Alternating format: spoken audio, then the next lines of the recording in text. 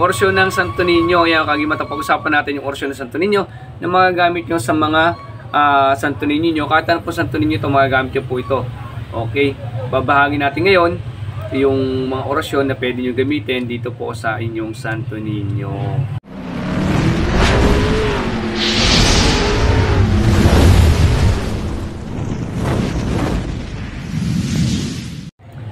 Orsyon ng Santo Niño. Yan, kagimata pag-usapan natin yung orsyon ng Santo Niño na magagamit nyo sa mga Santo Niño nyo. Kahit ano po Santo Niño ito, magagamit nyo po ito.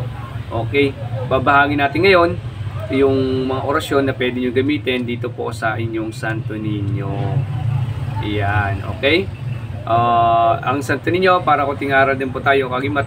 Ang Santo Niño po, yan po yung katawag natin na Batang Jesus. Yan.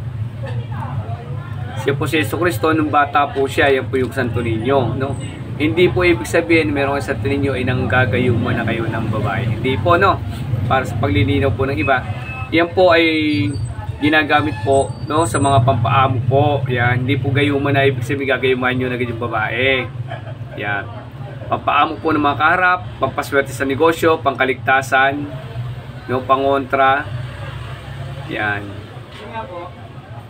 Yun, mga kagimat. Ito na yung orasyon. Babahagi natin yung orasyon para magamit yung Santo Niño, para mabuhay nyo yung Santo Niño na yung gamit. No? Kahit anong Santo Niño po ito, Santo Niño ko po, ayan yung akin na ginagamit.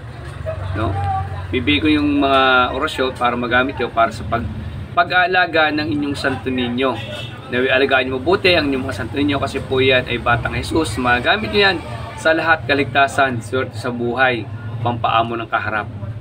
Marami po siyang gamit na inyong magagamit po sa lahat ng mga bagay na pampaswerte pa, yung maghahatak ng positive energy na swerte sa inyo. Maraming salamat na may makatulong sa inyo itong orasyon na to para sa pagbuhay ng inyong Santo Niño. God bless at more bless sa inyo. Gamitin lang po sa mabuti. Salamat po. Orasyon ng Santo Niño, orasyon ng mga Santo Niño yan.